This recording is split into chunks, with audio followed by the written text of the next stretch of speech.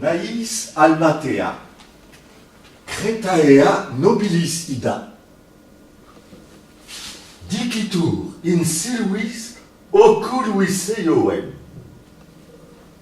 vic fuit aedorum mater. En 1500, en gros, entre 1500 et 1515, c'était l'homme le plus connu d'Europe. Le pape, Charles Quint, François Ier voulaient avoir une lettre d'Erasme. C'était tous les grands intellectuels humanistes c'était la référence, on prenait le prince de l'humanisme. Il a influencé beaucoup sur la politique, sur la pensée, sur la pédagogie, beaucoup vraiment un travail de fond et c'est vraiment une star, quoi. À l'époque, c'était la star. Il se définissait comme européen, c'est pour ça que en fait, la bourse Erasmus, ça vient de là, hein, parce que on considère que c'est le premier européen. Ce qui lui disait, je n'ai pas de patrie, moi je vis dans tous les pays. Donc il est né à Rotterdam, après il est parti à Paris, il a vécu longtemps à Paris, après il est parti en Angleterre, il est parti en Italie, et à la fin de sa vie, donc il est venu s'installer à Bâle, entre Bâle, Fribourg, donc il passait à Sélestat, à Colmar, voilà. Vous ne parlez pas... donc ce dont je viens de vous parler, là, ce que je viens de raconter, c'est l'histoire de la corne d'abondance. Ça fait partie des 4000 proverbium, adages, que Erasme de Rotterdam a étudié pour en connaître l'origine. C'est quelqu'un qui a énormément d'humour, tout le long dans ses écrits. Ce qui est très beau, c'est que sa valeur première, c'est la mesure. C'est-à-dire que la vertu principale pour lui, c'est la mesure. Et ça m'a frappé parce qu'on est tellement dans une époque qui déborde d'excès, tout ça, que quelqu'un qui dit, mais attendez, avant, il faut d'abord prendre un peu de recul quand il se passe quelque chose pour réfléchir.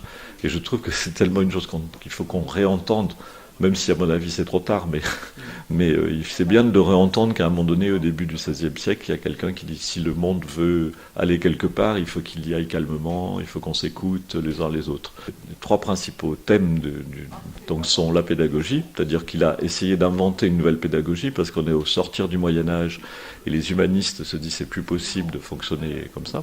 Donc ils ont décidé d'essayer d'organiser. Et donc, par exemple, dans la pédagogie, l'idée est de prendre le temps. Le coq. Où est le serpent? Le serpent.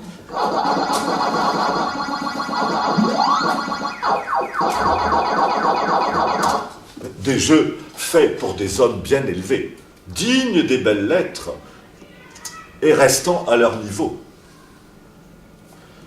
Disons plutôt qu'au cœur même de l'étude, nous devons apporter un attrait continu qui nous rende attentifs au plaisir plutôt qu'à la peine. Aucun effort ne se soutient longtemps s'il n'offre quelques plaisirs pour retenir le studieux. Il s'adresse beaucoup à des jeunes gens, à qui il écrit pour leur donner des conseils. Et du coup, moi, j'ai pris ça dans le spectacle avec un vidéoprojecteur et je projette des photos de mes élèves. C'est des élèves que j'ai actuellement à Molsheim, et dans un lycée. Donc on a fait des photos de ces élèves et en fait je leur parle. Donc mes interlocuteurs au travers d'Erasme sont mes élèves de l'atelier. Voilà. Le deuxième gros point, qui est le gros thème sur lequel il s'est battu, c'est la guerre. Voilà. Donc il y a plusieurs textes sur la guerre. Alors donc moi je vais puiser dans les adages, dans la correspondance et puis dans ce qu'on appelle les colloques. Donc les colloques, au départ, ce sont des dialogues que Erasme avait écrits pour la pédagogie, c'est-à-dire que ça correspond à My Taylor is Rich. En fait, en gros, c'est en latin ou en grec. C'est-à-dire qu'il avait fait des petits dialogues pour que les élèves apprennent le vocabulaire.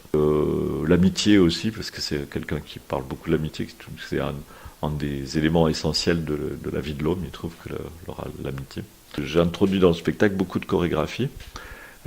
C'est un peu l'axe que je vais enfin pouvoir mettre en place dans la compagnie. Je suis aidé pour ça par Michel Rust, qui est directrice du centre chorégraphique municipal de Strasbourg, c'est le Palais des Fêtes. J'ai fait une petite commande de musique à Orc.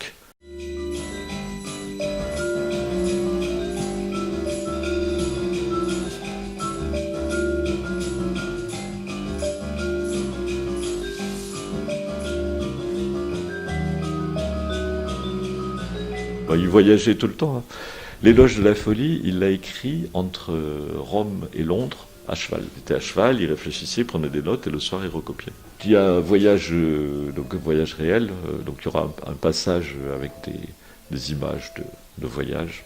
Et puis il y a aussi tout ce qui est une notion de voyage intérieur.